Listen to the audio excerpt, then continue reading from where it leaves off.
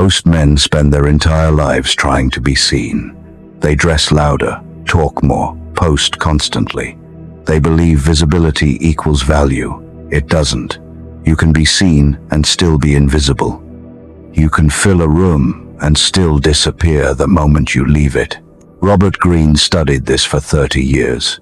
He analyzed the figures who commanded attention without asking for it. The ones who walked into rooms and shifted the gravity, not because they were born with power, because they understood how power is constructed. And here's what he found. Most men are building the wrong thing. They're optimizing for likability when they should be architecting presence. They're collecting approval when they should be cultivating authority. The moment you understand this distinction, you stop being overlooked. Not because people suddenly care about you, because you stop needing them to. This is not going to feel comfortable. What you're about to hear contradicts everything you've been taught about how to earn respect, how to be valued, how to become someone people can't ignore.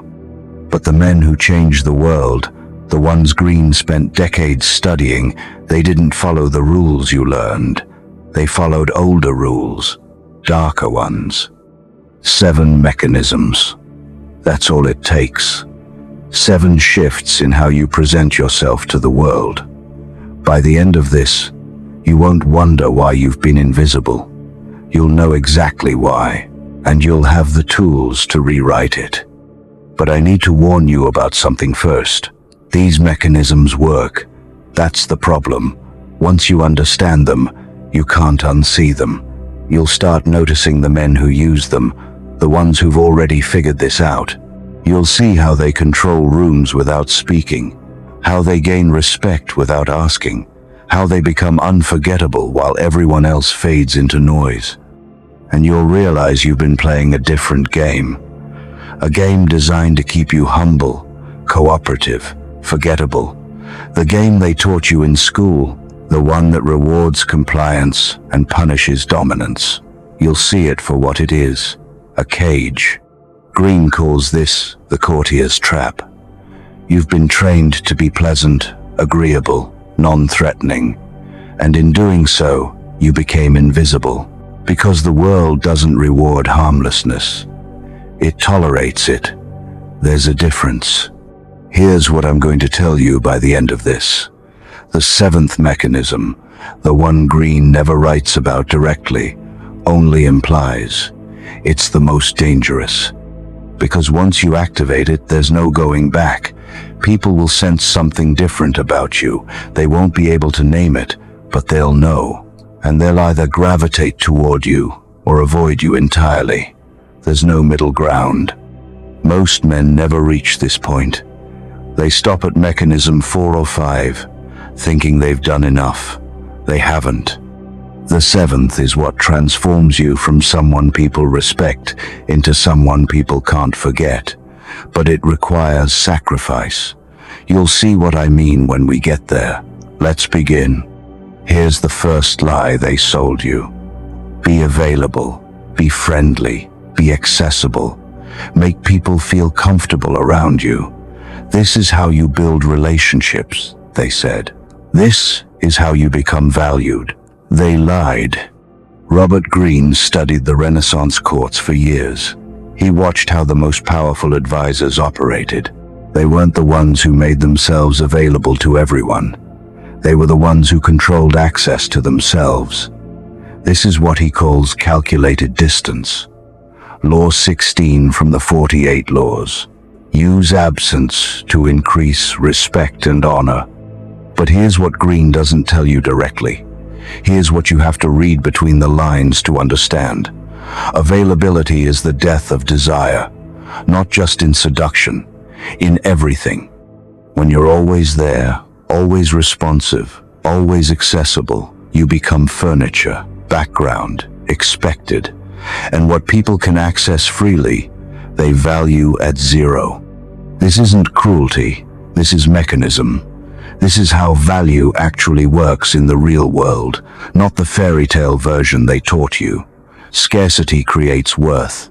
In markets, in relationships, in presence. Marcus Aurelius understood this. He was the most powerful man in Rome, emperor of the known world, and his private writings, the Meditations, reveal something strange. He spent significant portions of his time alone, deliberately, not because he was antisocial, because he knew that constant exposure dilutes authority. When he appeared, it was an event. When he spoke, the entire Senate stopped breathing, because his presence was rare, and rarity is power. Most men make the opposite mistake. They flood people with their presence, thinking visibility equals influence. It doesn't. Overexposure breeds contempt. Greene calls this the familiarity trap. The more people see you, the less impressive you become. Your flaws magnify under constant scrutiny. Your patterns become predictable. You lose mystique. And without mystique, you're just another face in the crowd. Here's what no one tells you. The men you admire, the ones who seem magnetic, they're not showing you everything. They're showing you a curated fraction. The rest exists in shadow. And that shadow is what makes them fascinating. Because humans are wired to want what they can't fully access. It's not manipulation. It's how the brain works. We obsess over mysteries. We dismiss what's fully known. Calculated distance means you control when people access you. You don't ignore them. You don't play games. You simply don't make yourself endlessly available. You have boundaries. You have priorities that don't involve their approval. You have a life that exists independent of their attention. And something strange happens when you do this. People start seeking you out. Not because you're aloof for the sake of being aloof, because you're actually valuable, and valuable things are scarce. When someone has to work to access you, when they have to earn your time, they value the interaction more. This is basic psychology. We treasure what costs us effort. We discard what comes free. But here's the trap most men fall into when they learn this. They withdraw without substance. They create distance but offer nothing worth approaching. That's not power. That's just being unavailable. Distance without competence is arrogance. Distance without value is isolation. You can't pull back and expect people to chase you if there's nothing worth chasing. This is the piece Greene implies but doesn't state directly. You have to be excellent first. You have to build something worth accessing. Then, and only then, does distance create hunger. Without that foundation, you're just a hermit, and hermits don't command respect. They're ignored for good reason. Greene writes about this in The Art of Seduction. The most magnetic people are the ones who create longing, not through absence alone, through valuable absence. They appear, deliver something extraordinary, then disappear. People are left wanting more. That desire, that hunger, becomes the gravitational force that pulls people toward you. This terrifies men who need constant validation. They can't handle the idea of pulling back because they're addicted to the dopamine hit of being acknowledged. Every like, every comment, every response is a tiny injection of significance. And that addiction is exactly what's keeping them invisible. Because when you need attention, you chase it. And chasing attention is the fastest way to repel it. Attention flows toward those who don't need it. Here's the mechanism in practice. Stop responding immediately to every message, not to play games, but to respect your own time enough that others learn to respect it too. Stop saying yes to every invitation. Create gaps in your availability. Let people wonder where you are, what you're doing, why they haven't heard from you. And when you do show up, be exceptional. Be fully present. Bring value. Create an experience people remember, then disappear again. You'll notice the shift within days. People will start treating your time as valuable, not because you told them to, because you demonstrated it through your behavior. They'll stop sending low-effort messages. They'll stop making casual demands. They'll approach you with intention because they've learned that accessing you requires effort. This is the first mechanism, but it's foundational. Everything else builds on this principle. You cannot command respect if you're always available to give it away. Respect flows towards scarcity, and you have to be willing to be scarce. You talk too much. Everyone does. It's a reflex. Silence makes us uncomfortable, so we fill it. We explain ourselves, justify our positions, defend our ideas before anyone attacks them. And in doing so, we hand people everything they need to undermine us. Robert Greene studied the strategists who shaped history. Military generals, political advisors, underground power brokers, the ones who actually changed outcomes. They had one thing in common. They were silent watchers. They listened more than they spoke, and when they did speak, every word was deliberate. This is Law 4 from the 48 Laws. Always say less than necessary. But Greene goes deeper in the laws of human nature. He explains the psychological mechanism behind why silence is so powerful. When you speak constantly, people map you.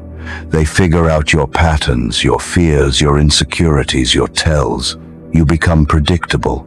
And once you're predictable, you're controllable.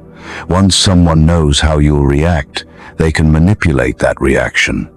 Silence does the opposite. It creates ambiguity. People don't know what you're thinking. They can't categorize you. They can't predict your next move. So they start projecting onto you, filling in the blanks with their own assumptions. And because humans fundamentally fear what they don't understand, that ambiguity creates a kind of gravitational pull, a psychological tension.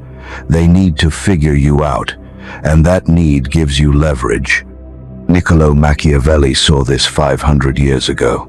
In The Prince, he writes that the most dangerous men are the ones you can't read, not because they're hiding malice, because opacity is armor. When people don't know your position, they can't position against you. They hesitate, and hesitation is weakness. In negotiations, in conflicts, in every power dynamic, the person who hesitates loses. Think about the loudest person in the room. They feel powerful in the moment. They dominate the conversation. They control the attention. But what happens after they leave? People dissect every word. Pick apart the inconsistencies. Find the flaws in their argument.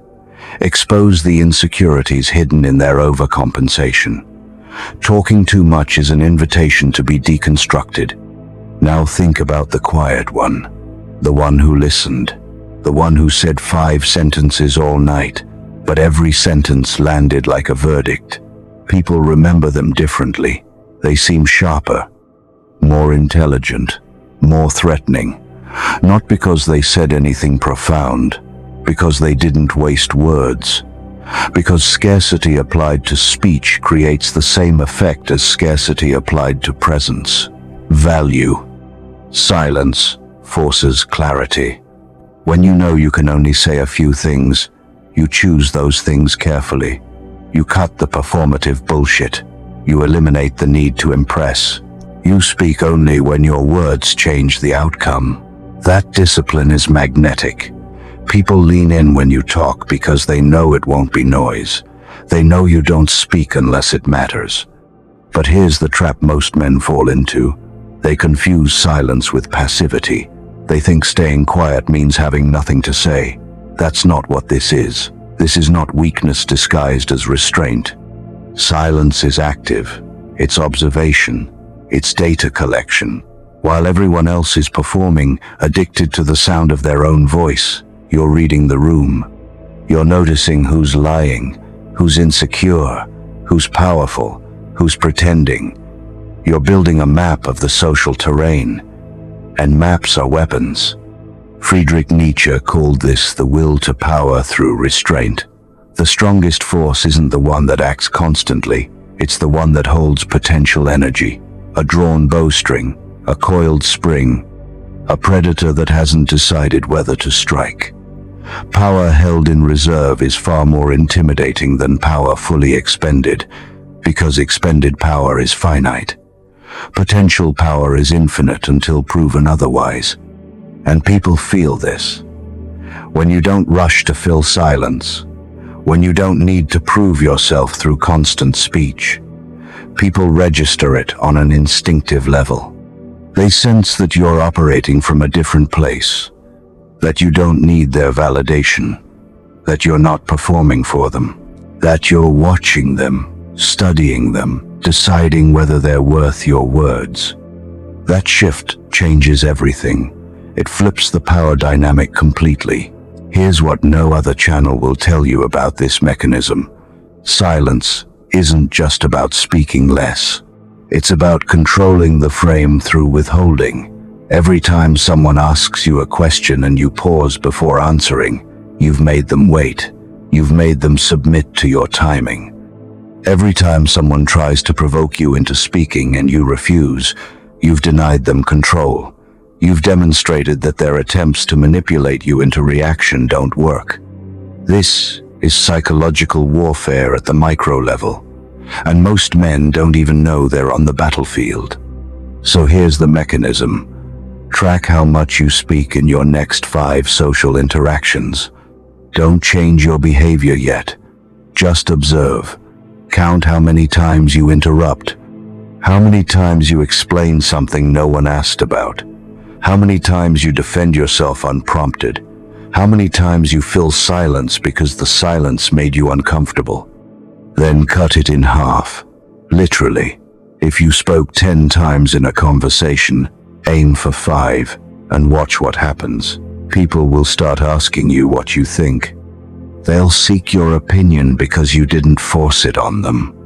Your words will carry more weight because you didn't dilute them with volume.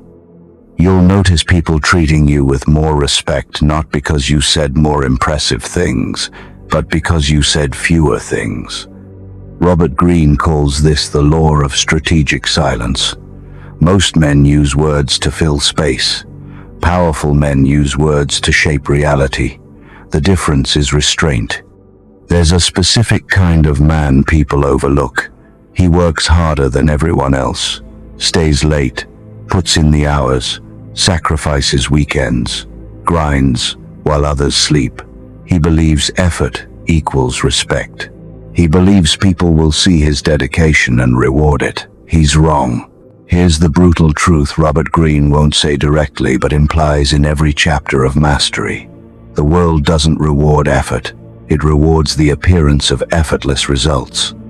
If people see you struggling, they question your competence. If they see you succeeding easily, they assume mastery. The perception is what matters, not the reality.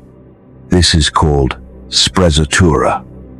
It's an Italian Renaissance concept Greene references throughout the 48 Laws. Sprezzatura means studied carelessness, the ability to make the difficult look easy. It's not about hiding your work. It's about hiding your struggle. It's about making excellence look like your natural state rather than something you had to fight for. Baldassare Castiglione wrote about this in the Book of the Courtier, one of the most influential texts on social power ever written. He studied the most successful courtiers in Renaissance Italy, the men who rose to the highest positions of influence without making enemies. They had one thing in common. They never let anyone see them sweat. They performed their duties flawlessly, but they made it look like it cost them nothing. Why does this work? Because competence inspires confidence. Struggle inspires doubt. When people see you strain, they wonder if you're in over your head. When they see you execute with ease, they assume you're operating below your ceiling. One signals capacity for more. The other signals you've hit your limit. Here's what no one tells you about this mechanism. It's a form of psychological manipulation. You're deliberately managing how people perceive your capabilities. You're controlling the narrative about your competence. And in doing so, you're making people believe you have reserves of power you haven't tapped yet. Most men make the opposite mistake. They want credit for their effort. They talk about how hard they worked, how many hours they put in, how much they sacrificed. They think this builds respect. They're telling people, look how hard this was for me. Appreciate what I went through. And people hear, this was at the edge of my capability. This pushed me to my limit. I might not be able to do it again. That's not respect. That's pity. Or worse, it's confirmation that you're not as competent as you want people to believe. Because if something was genuinely within your capability, why would you need to justify the effort it took? Think about the last time you saw someone truly masterful at their craft. A surgeon, a musician, an elite athlete, a strategist. What struck you wasn't their effort, it was their calm. The way they moved through complexity like it was routine. The way difficult tasks looked simple in their hands. That ease is what made them unforgettable. That ease is what made them seem superhuman. Nietzsche writes about this in Beyond Good and Evil. He calls it the mask of mastery. The greatest illusion of power is making your power look natural, inherited, inevitable. Like you were born to do this, not like you had to learn. When people believe your excellence is effortless, they don't compete with you, they defer to you. Because competing with natural talent feels futile. This doesn't mean you stop working hard. It means you hide the scaffolding. You don't tell people about the all-nighters. You don't explain the failed attempts. You don't narrate your process. You don't post about your grind. You show up with the finished product and let them wonder how you did it. And here's the dark part, the part Greene hints at but never states explicitly. Once you master this illusion, you can actually work less and receive more credit. Because people judge based on perception, not reality. If you look calm, focused, and controlled, they assume you have everything handled. If you look stressed, rushed, and overwhelmed, they assume you're drowning.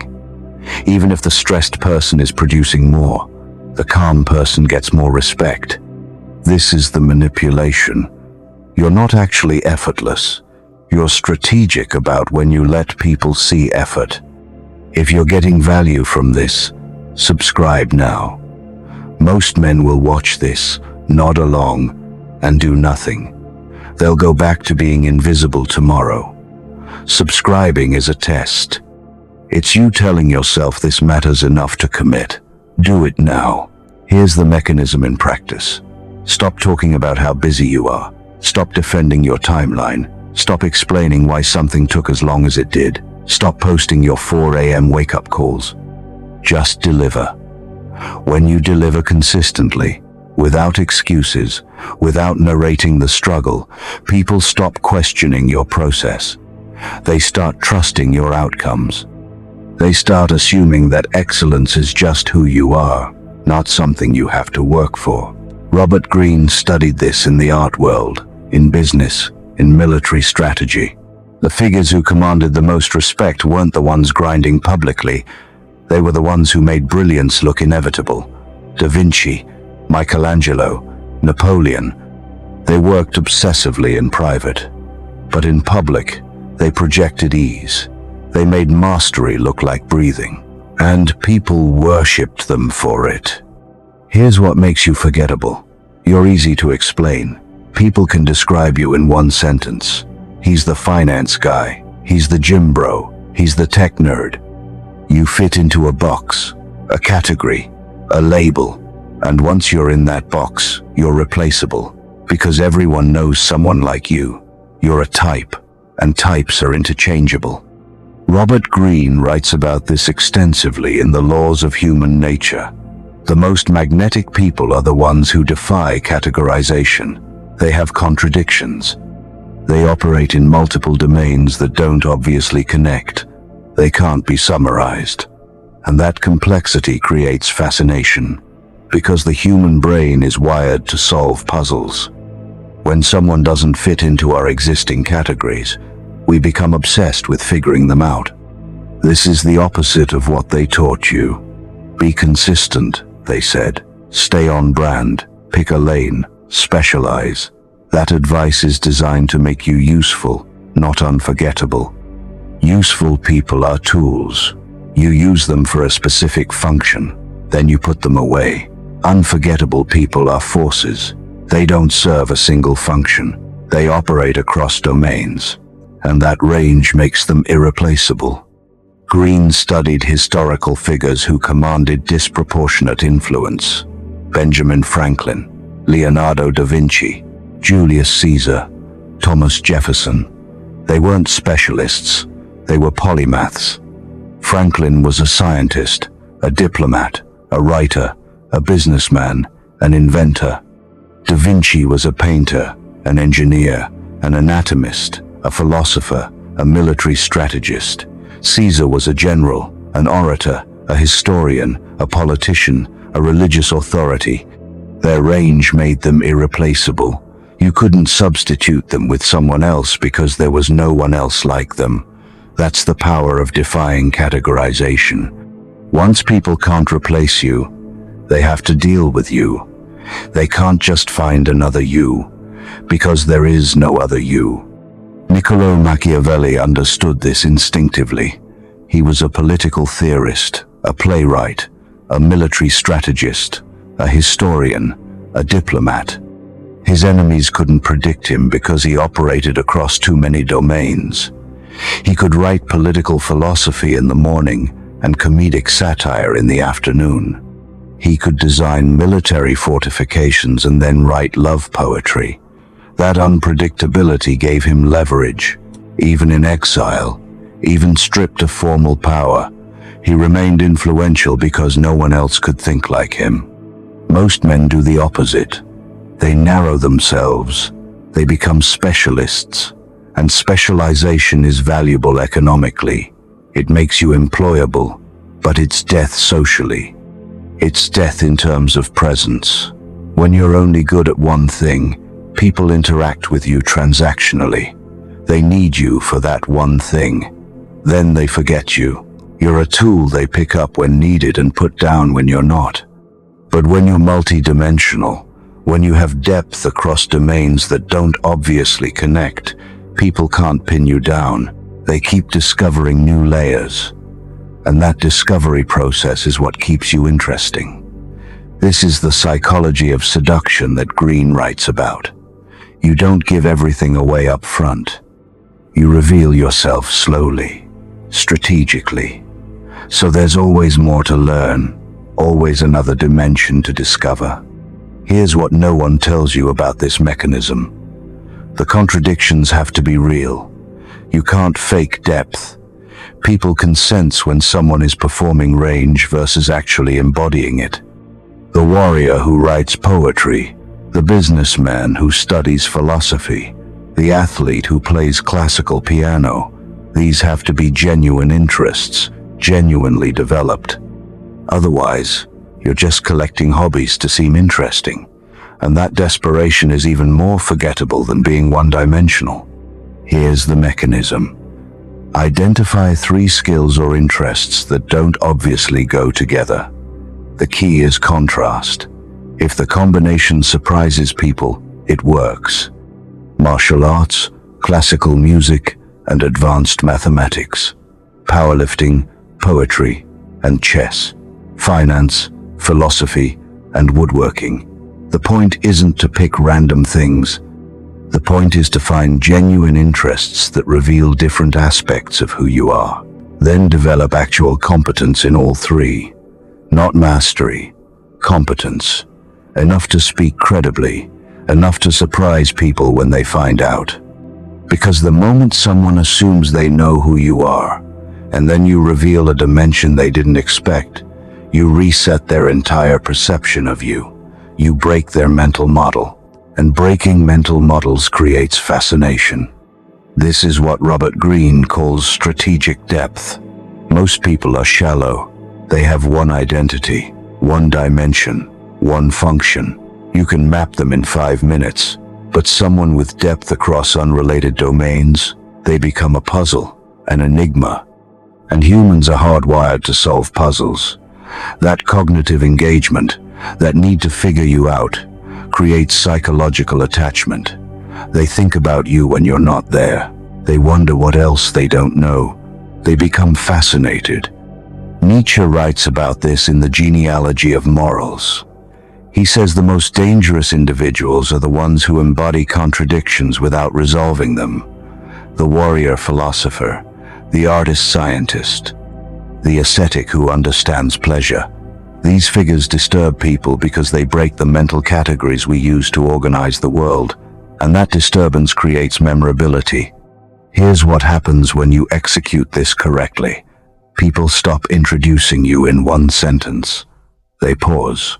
They struggle. They say things like, "He's hard to describe," or "You'd have to meet him." That hesitation is proof. You've escaped the box. You're no longer a type. You're an individual. And individuals are rare. Most men think power in conversation comes from talking the most. It doesn't. It comes from setting the frame.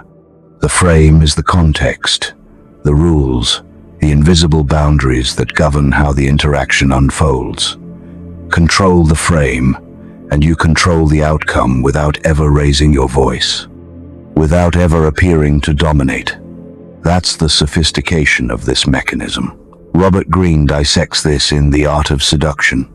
The most effective seducers, the most effective power players, aren't the most charming.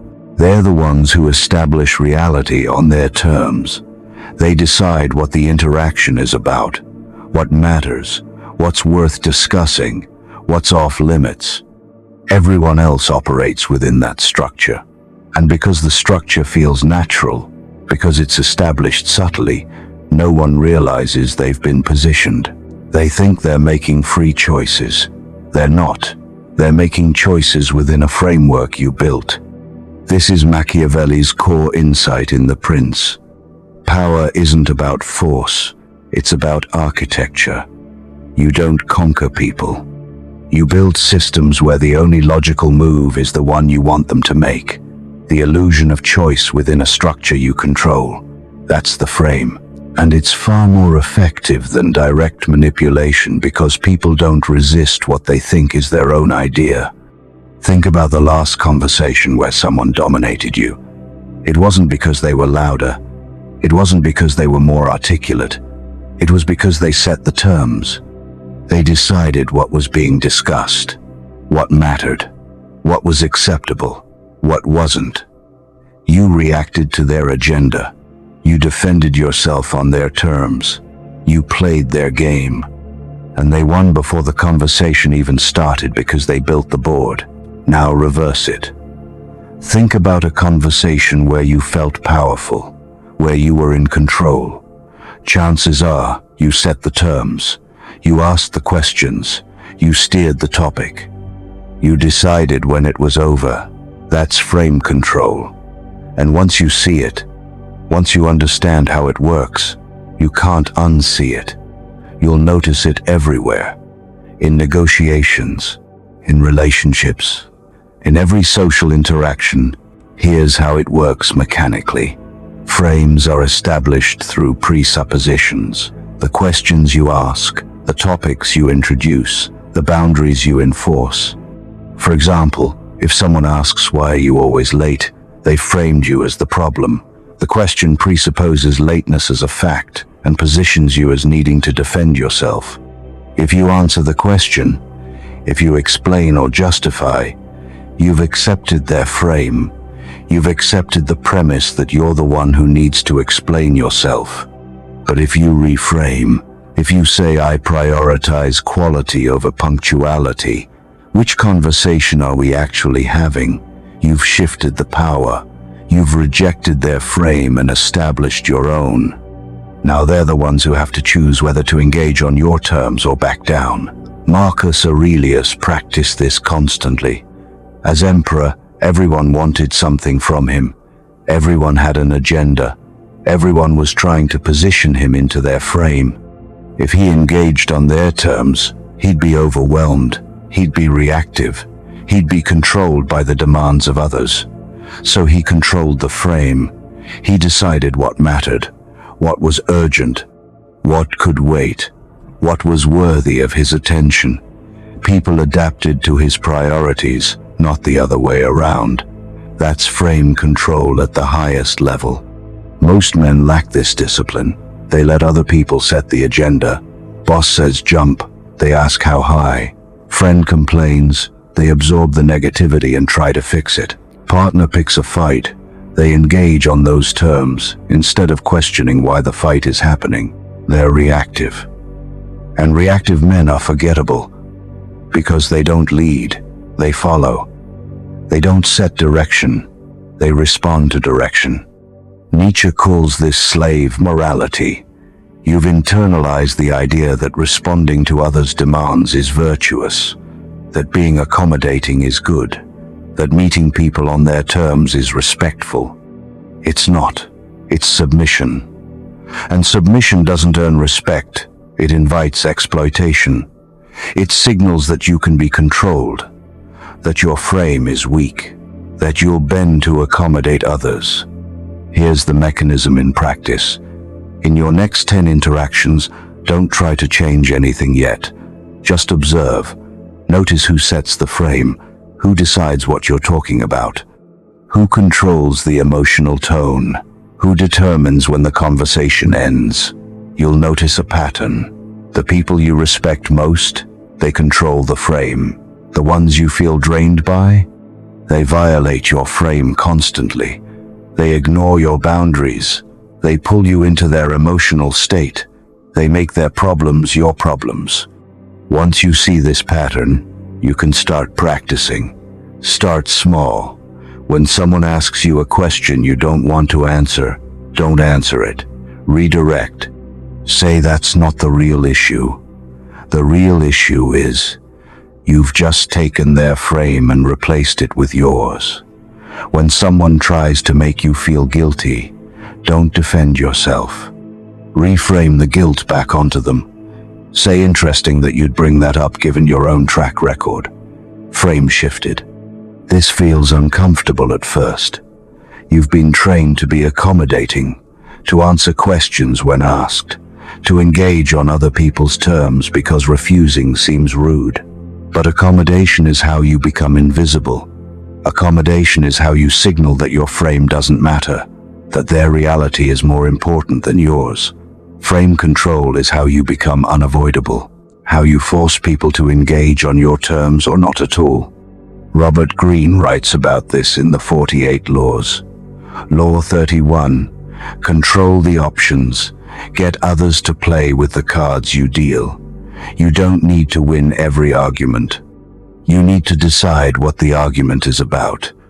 Once you control the frame, winning becomes irrelevant. The entire interaction flows in your direction. Even if they think they're resisting you, they're resisting within your frame. They're still playing your game. Drop a comment right now. Which mechanism hit you hardest? Which one revealed something about why you've been overlooked? The men who comment are the ones who actually implement. Silence in the comments means you're still passive. Prove you're not. You defend yourself too often. Someone criticizes you, and you explain. Someone questions your choice, and you justify it. Someone doubts you, and you try to prove them wrong. Every time you do this, you lose ground. Every time you defend, you hand them power. Robert Greene is explicit about this in the 48 Laws. Law 36, disdain things you cannot have. Ignoring them is the best revenge. But the principle goes deeper than revenge. Defense implies guilt. The moment you defend yourself, you've accepted the premise that you need to justify yourself. You've accepted that their criticism has merit. You've handed them the frame, and once they control the frame, you've already lost. Think about the last time someone accused you of something. Even if it was absurd, even if you knew it was false. What did you do? You probably explained, defended, argued your case. And what happened? They kept pushing, because your defense confirmed they'd touched a nerve. Your reaction proved the accusation mattered to you. that you cared what they thought, and that care is leverage they can now exploit. Now think about someone who's truly powerful. When they're criticized, they don't defend. They smile, they shrug, they redirect. They make the criticism irrelevant. Winston Churchill was famous for this. When critics attacked him, he didn't argue. He made jokes that reframed the attack so completely that the attacker looked foolish.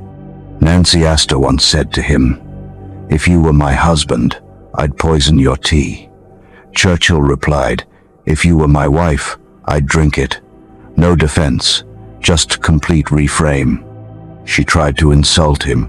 He turned it into a demonstration of wit. Who won that exchange? This is a Stoic principle. Marcus Aurelius writes about it in Meditations. If someone can prove me wrong and show me my mistake, I'll gladly change. It's the truth I'm after, and the truth never harmed anyone. Notice what he's doing. He's not defending. He's reframing criticism as a service. He's elevating above the attack entirely. He's making it impossible to wound him because he doesn't identify with being right. He identifies with finding truth. Attack his position, and you're helping him. Where's the power in that attack now? Machiavelli understood this tactically. In The Prince, he explains that a ruler who defends every insult spends all their energy on defense. They become reactive. They're fighting on everyone else's terms. But a ruler who ignores petty attacks and only addresses existential threats, they preserve their power, they choose their battles. They signal that most criticism is beneath them, and that signal is itself a power move. It says you don't matter enough for me to defend myself against you. Most men don't do this. They defend everything, every slight, every criticism, every joke at their expense, every question about their choices, and in doing so, they signal insecurity. Because secure men don't need to defend. They know who they are. They know what they're doing. Attacks slide off. Criticism doesn't land. Not because they're arrogant. Because they're not looking to external sources for validation. Their self-concept isn't built on other people's opinions. Here's what no one tells you about this mechanism. Defense is a confession. Every time you defend yourself, you're confessing that the accusation could be true, that you're worried people might believe it, that you need to convince them otherwise. And that need, that desperation to be believed, is what makes you controllable. People can manufacture accusations just to watch you scramble to defend yourself, just to confirm that you're insecure about that specific thing. Here's the mechanism in practice. Someone criticizes you. You have three options. 1, ignore it completely. Don't acknowledge it. Don't respond. Silence communicates that the criticism is so far beneath you that engaging with it would be a waste of your time. 2, agree and amplify. You're right. I'm terrible. In fact, I'm worse than you think. This disarms them completely because they were expecting resistance.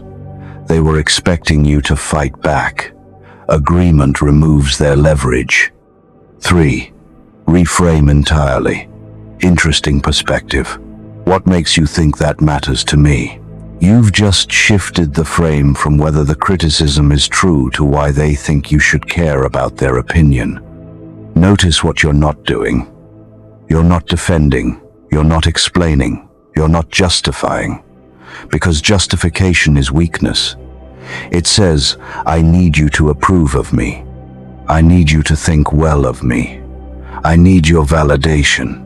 And the moment you need approval, you've lost. The moment you care whether they believe you, you've given them leverage over you. Nietzsche writes about this in Beyond Good and Evil. He says the strong don't need to justify their existence. They simply are. It's the weak who constantly explain themselves, seeking permission to take up space. That desperation, that need to be understood and approved of, is what makes them forgettable. The strong don't explain, they act, and they let their actions speak for themselves. This doesn't mean you're arrogant. It means you're sovereign. You don't derive your worth from external validation. Criticism doesn't threaten you because your self-concept isn't built on other people's opinions. You know what you're doing and why. That's enough. You don't need anyone else to understand or approve.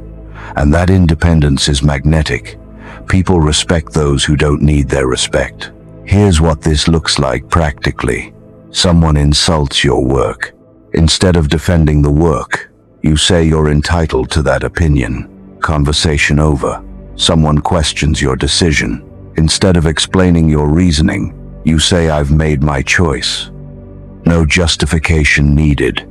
Someone tries to guilt you into something. Instead of apologizing or explaining, you say, I'm comfortable with my decision. Frame closed. They can either accept it or not, but you're not defending it. Robert Greene calls this the power of indifference. When you stop caring about minor attacks, you stop being vulnerable to them. People test you constantly, probing for insecurities, looking for buttons they can push. The moment you defend, you've revealed a button. You've shown them where you're vulnerable.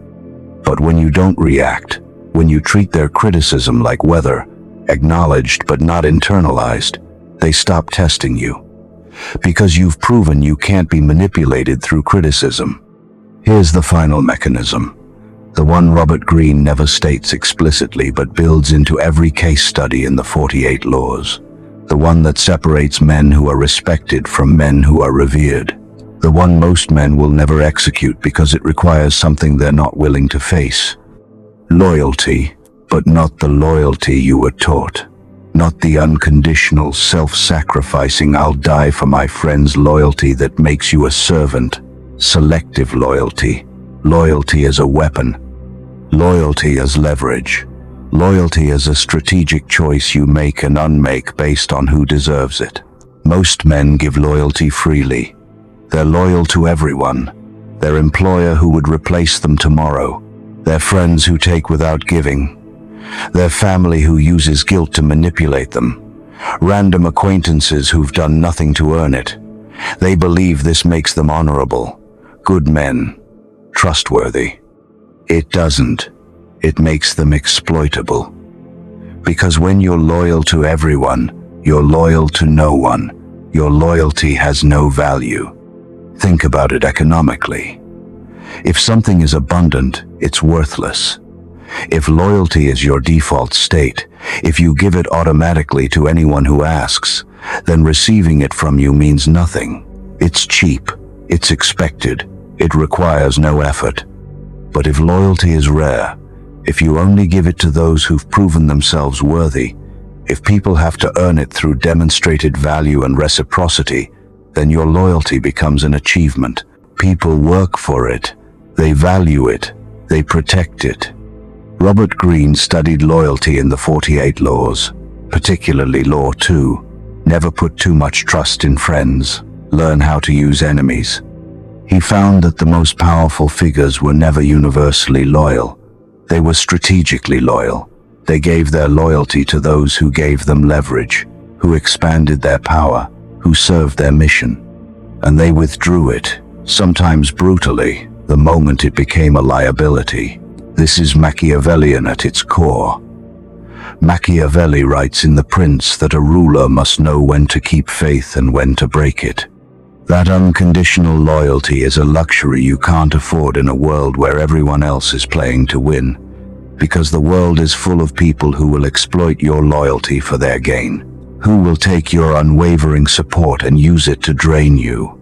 And the moment you become predictable in your loyalty, the moment people know you'll be loyal no matter what they do, you become a tool, a resource, not a force. Marcus Aurelius understood this. He was loyal to Rome, not to individuals, not to factions, not to friends or family when they threatened the empire, to the institution, to the mission. And that clarity allowed him to make brutal decisions. He exiled friends who became political liabilities. He demoted allies who failed to serve Rome's interests. He executed conspirators even when they were men he'd known for decades. Because his loyalty wasn't personal, it was principled, and principles don't bend for comfort. This is the mechanism most men will never execute, because it requires something uncomfortable. It requires you to be okay with people calling you disloyal, cold, calculating, selfish. It requires you to prioritize your mission over relationships, your goals over guilt, your standards over social pressure. It requires you to cut people off when they no longer serve your purpose. And that ruthlessness, that willingness to withdraw loyalty when it's no longer reciprocated or earned, terrifies most men. Because they've been taught that loyalty is a virtue, that you owe it to people, that withdrawing it makes you a bad person. They're wrong. Loyalty is a transaction, a mutual exchange. You give loyalty, you should receive value, respect, reciprocity, support. And when that exchange becomes one-sided, when you're giving and not receiving, continuing the loyalty isn't virtue, it's stupidity. Here's the reality that no one tells you. The people who demand unconditional loyalty from you rarely give it back. They want you loyal to them while they remain free to betray you when it's convenient. They want you committed while they keep their options open. That asymmetry is what keeps you powerless. That's what keeps you exploitable. Selective loyalty flips the script. You become loyal to people who demonstrate loyalty to you, not just in words, in actions, in sacrifice, in reciprocity. You become loyal to principles, not personalities. You become loyal to competence, not familiarity. You become loyal to people who make you stronger, not people who drain you. And you withdraw loyalty, without apology, the moment someone proves unworthy of it. This creates a filter, a test. People know they have to earn your loyalty, that it's not automatic, that it's not unconditional, and once they earn it, they protect it. Because losing it means losing access to you. That's the power dynamic. You're no longer the one chasing. You're no longer the one proving yourself. They're the ones proving themselves to you. They're the ones who have to maintain the standard. Here's the mechanism in practice. Audit your loyalties right now. Who are you loyal to? Your employer. Why? What have they done to deserve your unwavering commitment? Have they demonstrated loyalty to you, or are you loyal by default because they pay you? Your friends? What have they actually done to earn your loyalty? Or are you loyal because you've known them a long time? Your family? Are they using your loyalty to manipulate you, to make demands they wouldn't make of anyone else? Are they respecting your loyalty or exploiting it? This isn't about becoming cold. It's about becoming clear. Loyalty should be earned, maintained, and withdrawn when violated. It's not a permanent state. It's a dynamic relationship based on mutual value, based on reciprocity, based on demonstrated worth. Robert Greene writes about this in The Laws of Human Nature. He says the most dangerous people are those who inspire loyalty without giving it. They collect followers who would die for them while remaining emotionally detached themselves, able to walk away at any moment. That detachment is power, because they're never trapped by loyalty. They're never obligated. They can cut ties without guilt when someone stops serving their purpose. Nietzsche calls this the will to power through independence. You can't be truly powerful if you're emotionally dependent on others. If you need their approval, their support, their loyalty to function. Loyalty creates dependency, and dependency is weakness. But selective loyalty creates optionality. You're loyal when it serves you, when it's reciprocated, when it advances your mission, and you withdraw when it doesn't. That flexibility is what makes you dangerous. And here's the final piece that makes this mechanism complete. When you do give loyalty, when someone has earned it, give it completely. Make it count. Protect those people. Elevate them. Fight for them. Support them without reservation. Because your loyalty, now rare and hard-earned, is worth something. It's a gift, not a given. It's an honor, not an expectation. And gifts are remembered. People who receive your loyalty, who've had to earn it, who know how rare it is, they treasure it. They protect it. They reciprocate it. That's the difference between loyalty as weakness and loyalty as power. Weak loyalty is unconditional and therefore worthless. Powerful loyalty is selective and therefore priceless.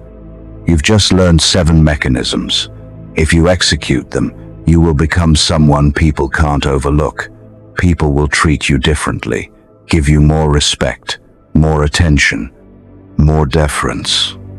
But I need to warn you about something that Robert Greene hints at but never says directly. These mechanisms work. That's the danger. Once you start using them, once you see the results, you'll notice the shift.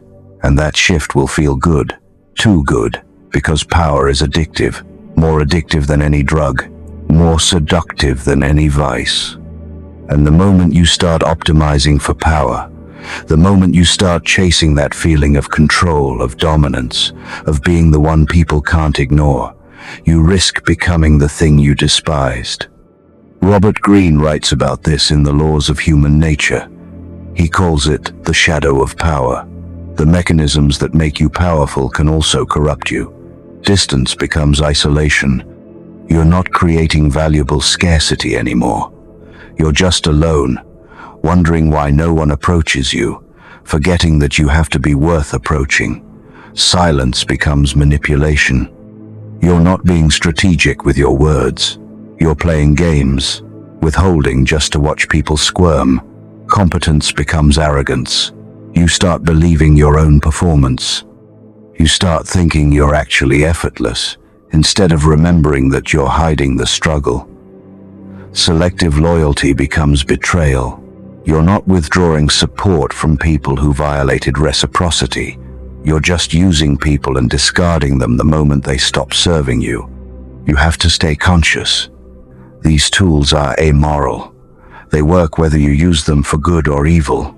They work whether you're building something meaningful or just feeding your ego. The mechanisms don't care about your intentions. They just work, and it's up to you to decide why you're using them. So here's the question you need to ask yourself before you implement any of this. Why do you want to be someone people can't overlook? Is it because you have something worth saying, something worth building, a mission that requires influence? Or is it because you need validation?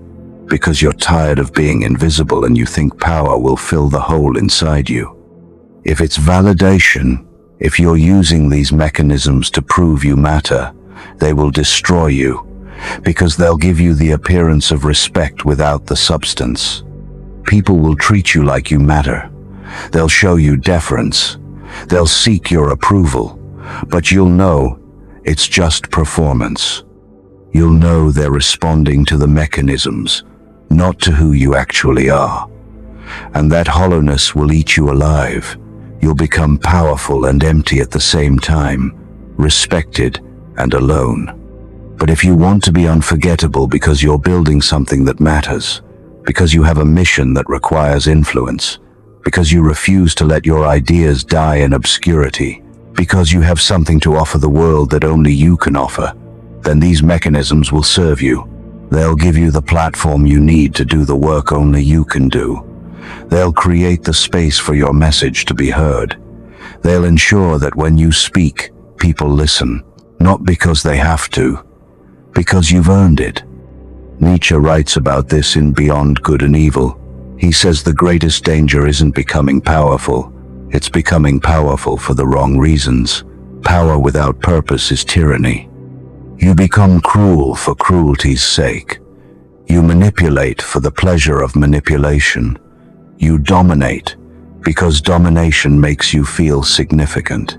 That's the path to becoming exactly the kind of person these mechanisms were designed to protect you from. Power with purpose is leadership.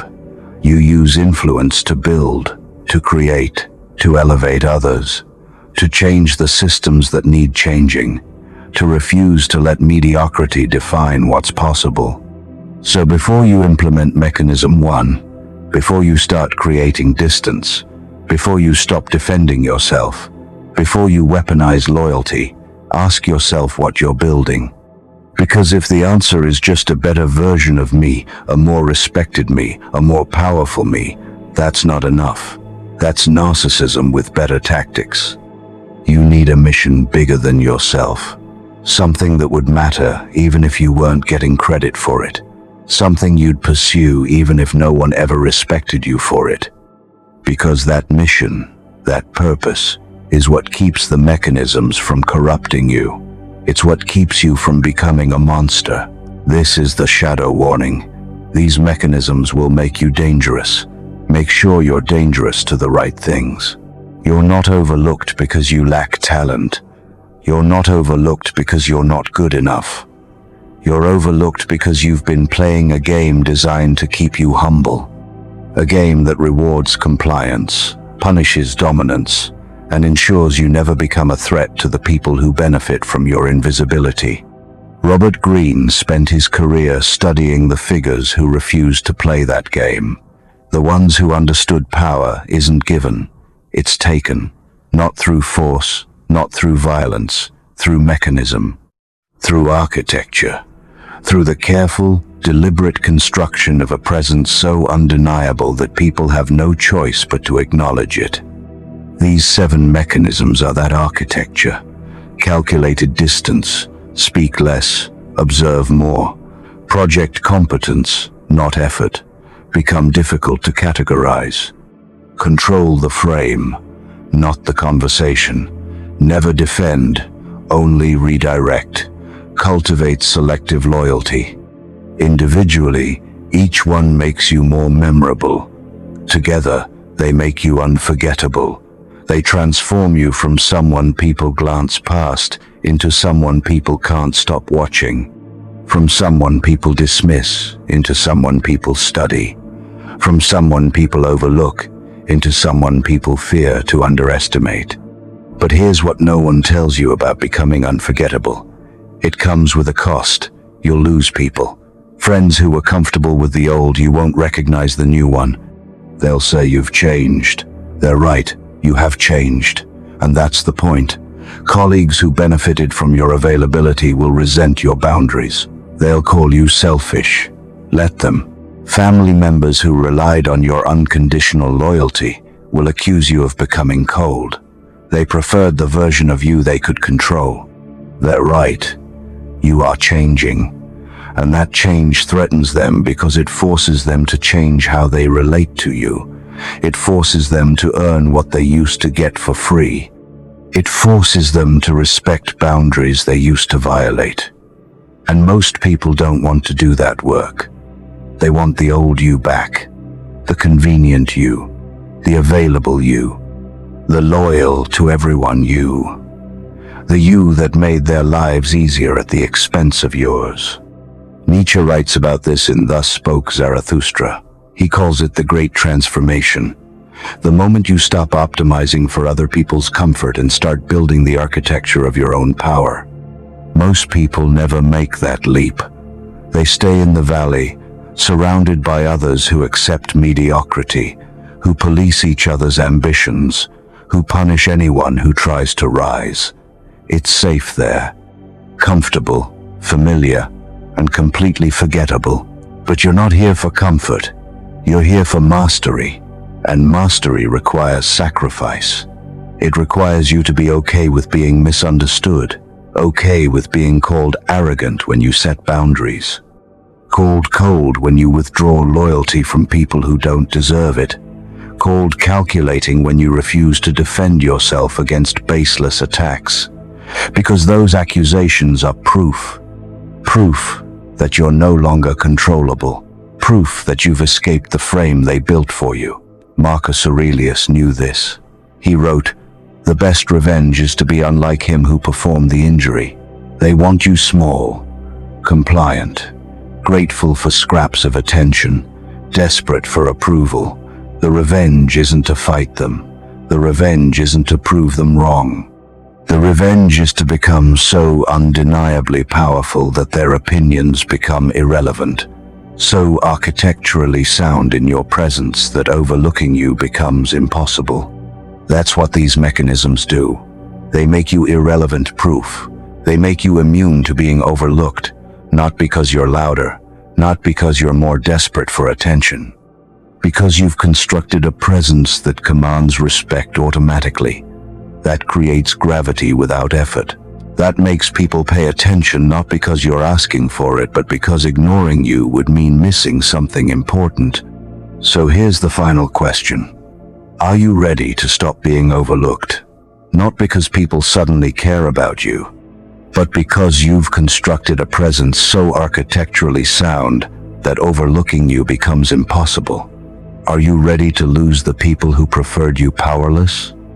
Are you ready to be misunderstood by those who benefit from your compliance? Are you ready to become someone people either gravitate toward or avoid entirely, with no comfortable middle ground? If the answer is yes, you know what to do. Implement mechanism 1 tomorrow. Create distance. Make yourself less available. Watch what happens. Watch how people's behavior toward you changes when you stop being always accessible. Then move to mechanism 2. Start speaking less. Start observing more. Watch how much more weight your words carry when you stop wasting them. Then 3. Then 4. Build the architecture piece by piece. Test each mechanism. Refine it. Make it yours. Within 6 months, you won't recognize the version of yourself you're leaving behind. The people who knew you then won't recognize you either, and that's how you'll know it's working. When the old version of you feels like a stranger, when you can't imagine going back to being that available, that defensive, that loyal to people who didn't deserve it. When the mechanisms become so integrated into who you are that they're no longer techniques you're using but just how you naturally operate. And the world won't overlook you anymore. They can't. You've made it impossible, not through force, through architecture, through the systematic construction of a presence that demands attention without asking for it. This is your cold awakening. The moment you realize that power isn't about being liked, it's about being undeniable. It's about constructing yourself so carefully, so strategically, that people have no choice but to acknowledge you. Not because you need them to, because you've made it impossible for them not to. If this changed how you see yourself, hit the like button, not for me, for the algorithm, so this reaches the men who need it, the ones still playing the game designed to keep them invisible. Now go become undeniable.